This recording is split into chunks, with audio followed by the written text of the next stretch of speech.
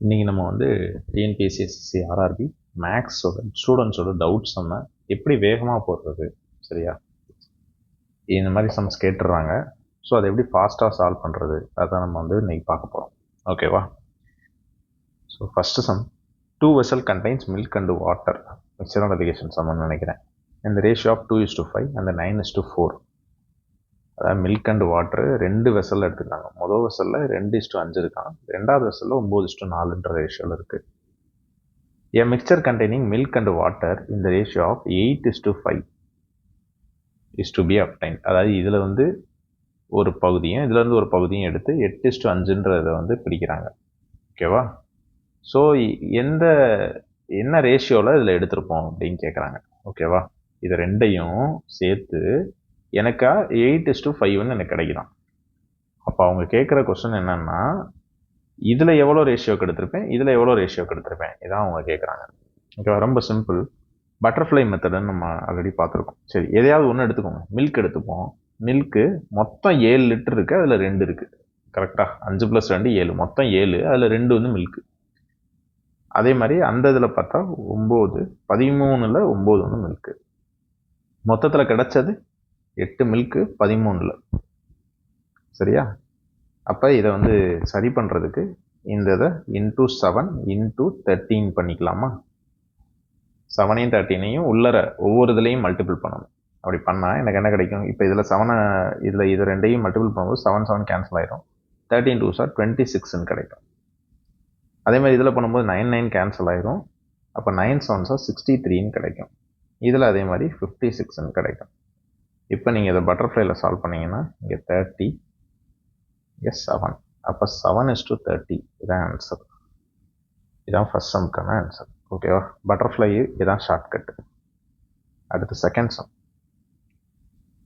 இது வந்து profit and loss question. நான் செல்லிங்க ஒரு அலமாரியை 3437க்கு விற்ற போது, ஒரு கொஸ்டின் தமிழ் வாசிக்கிறேன், ஒரு கொஸ்டின் இங்கிலீஷ் வாசிக்கிறேன். சரியா? கிடைக்கும் லாபம், அதாவது வாங்கின விலைன்னு ஒன்று இருக்குது, அதுக்கு பேர் காஸ்ட் ப்ரைஸ்ன்னு சொல்லுவோம். அதை விட அதிகமாக விற்றா தான் எனக்கு லாபமே கிடைக்கும். ஸோ 3437 லாபத்துக்கு விற்றுருக்கான். அதை என்ன பண்ணியிருக்கான்னா, ஒரு கட்டத்தில் கம்மியாக விற்கும்போது இழப்பு ஏற்பட்டிருக்கு. 3338 ரூபாய்க்கு விற்கும்போது அவனுக்கு இழப்பு ஏற்பட்டிருக்கு. சரியா? அப்போது அந்த இழப்பையும் இதையும் கம்பேர் பண்ணி அவங்க வந்து ஒரு விஷயத்த சொல்கிறாங்க. என்ன சார் சொல்கிறாங்க அப்படின்னா, இந்த கிடைச்ச லாபம் வந்து, சரியா, கிடைச்ச லாபம் இருக்கு இல்லையா, இந்த 3437க்கு விற்கும் போது 3338க்கு விற்கும்போது எனக்கு இதில் இது பண்ணும்போது லாஸ் கிடைக்குது, இதில் இது பண்ணும்போது ப்ராஃபிட் கிடைக்குது. இப்போ இதில் இது பண்ணும்போது இந்த ப்ராஃபிட் வந்து எப்படி இருக்குன்னா 75% இதை கம்பேர் பண்ணும்போது கம்மியாக அதிகமாக இருக்கான். 75%னா என்னது? 3/4 சார். மோர் தென்னா என்னது? ப்ளஸ்ஸு. அப்போ 4 விட 3 அதிகம். அப்போ இந்த இடத்துல 7, இந்த இடத்துல எனக்கு 4. சரி, அந்த இடத்துல 7, இந்த இடத்துல எனக்கு வந்து 4. ஓகே, இப்போ நெக்ஸ்ட்டு நான் என்ன சார் பண்ணணும் அப்படின்னா, 3437ஐயும் 3338ஐயும் மைனஸ் பண்ணணும். இதையும் மைனஸ், இதுலேருந்து இங்கே வர்றதுக்கு எவ்வளோ தூரம் ஆகுதுன்னு பார்ப்போம். அப்போ வந்து +99 ருபீஸ் ஆட் பண்ணால், இதில் வந்து +99 ஆட் பண்ணால் எனக்கு இது கிடைக்குது. அப்போ இந்த 11ன்றது தான் எனக்கு இந்த 99. அப்போ 1ன்றது 9. இப்போ எனக்கு காஸ்ட் ப்ரைஸ் என்ன பண்ணுறது அப்படின்னா, 1ன்றது 9னா 4ன்றது 36 இருக்குமா? அப்போ இதில் 36 ஆட் பண்ணால் எனக்கு காஸ்ட் ப்ரைஸ் கிடச்சிடும். 8 + 6 14, 7 3 3, எனக்கு 3 3 7 நாள் தான் காஸ்ட் ப்ரைஸ். அவங்க என்ன சொல்கிறாங்க? 50% லாபத்துக்கு விற்கணுன்றாங்க. 50%னா ஆக்சுவலாக என்னது? பாதிக்கு பாதி. கரெக்டாக 3374 காஸ்ட் ப்ரைஸ்னால் இதில் பாதி வந்து லாபம். இப்போ பாதினா /2 அப்படியே போட்டுக்கணும். இது நம்ம எதுவும் பண்ண தேவை, அப்படியே போட்டுக்கலாம். அப்போ இதை /2 பண்ணால் இங்கே வந்து 1 டைம், 6 டைம், 8 டைம், 7 டைம், இதை அப்படியே ஆட் பண்ணிங்கன்னா செல்லிங் ப்ரைஸ் கிடச்சிடும். அவ்வளோதான்.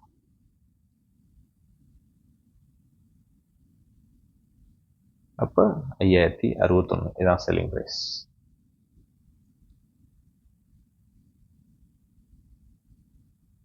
அடுத்தது, find the area of the sector whose perimeter is, சரி, perimeter of the sector ஓட formula θ/360 into 2πr plus 2r. இதுதான் ஃபார்முலா. எனக்கு தீட்டா தெரியும் 60 டிகிரி. 60 இங்கே போட்டோம்னா இது 1/6ன்னு எழுதலாமா, அடித்து கொடுத்துட்டு இதை வந்து 1/6ன்னு எழுதலாம். Into 2 into 22/7 into r plus 2r இப்படி போடலாம். இங்கே எனக்கு என்ன இருக்குன்னா 64 டிவைடட் பை 3ன்னு இருக்கு. சரி ரைட். இப்போ நான் வந்து இந்த இடத்த 3ன்னு அடிக்கலாம், இங்கே வந்து 1ன்னு அடிக்கலாம். கரெக்டாக. அடுத்து 2 டேபிள் 32 டைம்ஸ், இங்கே ஒரு 2 டேபிள், இங்கே ஒரு 2 டேபிள் அடிச்சிடலாமா. எனக்கு ரிமைனிங் என்ன இருக்குன்னா இந்த இடத்துல 11r divided by 21 plus R. இந்த 21 இந்த எல்சிஎம் எடுக்கும்போது 21r ப்ளஸ் 11rனா 32rன்னு வரும். இங்கே வந்து 32 டிவைடட் பை 3. 32 கேன்சல், 3 1 டைம், இது 7 டைம். அப்போ ரேடியஸ் வந்து எனக்கு 7ன்னு கிடச்சிருச்சு. சரியா. நம்ம சொன்ன ட்ரிக்கை ஃபாலோ பண்ண வேண்டியதான் நம்ம. அடுத்து என்ன சொல்கிறாங்க, ஏரியாவுக்கு ஃபார்முலா என்ன, theta by 360 into πr square. Theta by 360னா 1/6 இப்போ தான் பார்த்தோம். πr ஸ்கொயருக்கு நான் ஒரு 7 44 154 இப்படி ஒரு ஃபார்மெட் எழுதி போட்டிருப்பேன். ஸோ அப்போ எனக்கு இங்கே 7ன்னு ரேடியஸ் இருக்குது. அப்போ πr ஸ்கொயருக்கு பதிலாக நான் என்ன பண்ணலாம், 154ன்னு எழுதிக்கலாம். 2 டேபிள் அடிச்சிங்கன்னா 3, இது 77. அப்போ 77 டிவைடட் பை 3 தான் ஆன்சர். சரியா. அடுத்த கேள்வி. Ramesh has deposited 18,000. He deposited 7,000 in a bank at 5% per annum. 10%னா 700 ரூபா, 5%னா அதில் பாதி 350. கரெக்டா, 350. அடுத்தது 6% 6,000 ரூபாய்க்கு விற்காங்க. 1%னா 60, 6%னா 360. அப்போ டோட்டல் பார்த்தீங்கன்னா 710 ரூபா கிடைக்குது. சரியா. எனக்கு ஆனால் மொத்த வட்டி 1160 ரூபா கிடைச்சிருக்கு. அந்த 1160ல் 710 கழிச்சிட்டோம் அப்படின்னா 450 ரூபா மீதம் வந்து எனக்கு கிடைக்கிது எக்ஸ்ட்ராவா. அந்த எக்ஸ்ட்ராவா கிடைக்கிறதா நான் மொதல் டெபாசிட் பண்ணது.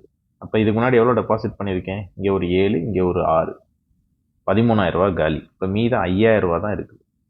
இந்த 5,000த்தில் தான் எனக்கு 450 ரூபா கிடச்சிருக்கு. சரியா. அப்போ இதில் எத்தனை பர்சன்டேஜ் அடிச்சு கொடுத்தோம்னா தெரிஞ்சிடும். 5 டேபிள் 9 டைம், 5 டேபிள் 1 டைம். அப்போ 9/100னா 9% அவ்வளோதான் ஆன்சர். அடுத்து டிஸ்ஆனஸ்ட் ஷாப்கீப்பர் 25 ரூபாய்க்கு விற்கிறாரு. காஸ்ட் ப்ரைஸும் 25 ரூபா தான். ஸோ அப்போ வாங்கின விலைக்கே அவர் விற்றுட்டார். ரைட்டு, அதை விட்டுருங்க. வாங்கின விலைக்கே விற்றுட்டாருன்னா அதை கண்டுக்க தேவையில்ல. ஓகேவா. ஆனால் ப்ராஃபிட் பண்ணுறதுக்காக 1 கிலோ எடையை 200 கிராம் கம்மி பண்ணி 1 கிலோன்னு எடை போட்டிருக்கு. இந்த 1 கிலோன்னு உங்ககிட்ட காமிக்கிறாரு. சரியா. இது வந்து உங்கள்கிட்ட ஷோ பண்ணுற இது. ஆனால் ஆக்சுவலாக அவர் தந்தது 800 கிராம் தான் கொடுத்துருக்காரு. 200 கிராம் கம்மி பண்ணி கொடுத்துருக்காரு. சரியா. 0 0 0 0 cancel, 2 table 4 time, 2 table 5 time. சரியா.